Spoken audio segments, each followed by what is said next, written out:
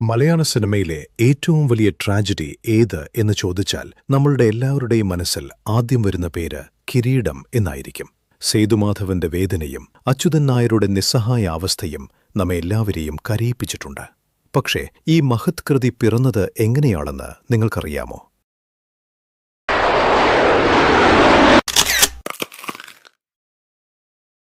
വെറും 3 ദിവസത്തെ രാത്രിപകൽ ഉറക്കമില്ലാത്ത എഴുത്തിലാണ് ലോഹിതദാസ് എന്ന പ്രതിഭ ഈ ചരിത്രം സൃഷ്ടിച്ചത്.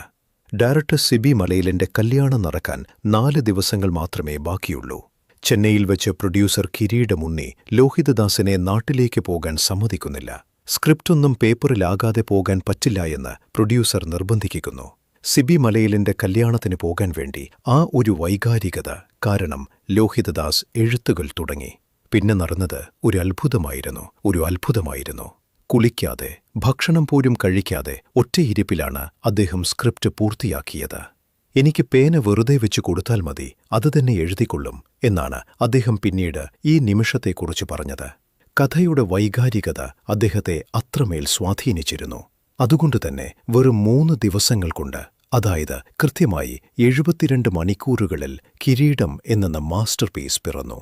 ചാലക്കുടിയിൽ നടന്ന ഒരു യഥാർത്ഥ സംഭവത്തിൽ നിന്നാണ് ലോഹിതദാസിന് ഈ പ്ലോട്ട് ഐഡിയ കിട്ടിയത്. ഒരാശാരി ഒരു ഗുണ്ടയെ ഒറ്റയിടിക്ക് വീഴ്ത്തിയ ആ കഥ സേതുമാധവന്റെ ജീവിതമായി മാറി. കിരീടം എന്ന ടൈറ്റിൽ സത്യത്തിൽ അദ്ദേഹം വേറെയൊരു സ്ക്രിപ്റ്റിന് വേണ്ടി വെച്ചിരുന്നവയായിരുന്നു. പക്ഷേ ആ സംവിധായകന് അത് ഇഷ്ടപ്പെടാത്തതുകൊണ്ട് സിബി മലയിൽ ഈ സിനിമയ്ക്കായി അതുപയോഗിച്ചു. തിരക്കഥയിലെ ഓരോ വരിക്കും ജീവൻ നൽകിയത് മോഹൻലാൽ എന്ന നടന്റെ അതുല്യമായ പ്രകടനമാണ്. സേതുമാധവൻ എന്ന കഥാപാത്രത്തിന്റെ നിസ്സഹായ അവസ്ഥയും താൻ ആഗ്രഹിക്കാത്ത വഴിയിലൂടെ സഞ്ചരിക്കേണ്ടി വരുമ്പോഴുള്ള ആന്തരിക സംഘർഷങ്ങളും മോഹൻലാൽ അവതരിപ്പിച്ചത് അവിശ്വസനീയമാം വിധമാണ്.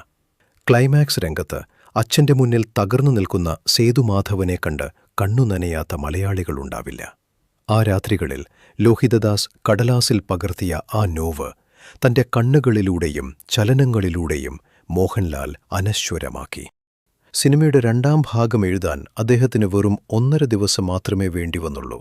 തിലകൻ ചേട്ടന്റെ "നിന്റെ അച്ഛനാടാ പറയുന്നത്, കത്തി താഴെയിടട" എന്ന ഐക്കോണിക് ഡയലോഗും ആ രാത്രികളിൽ പിറന്നതാണ്.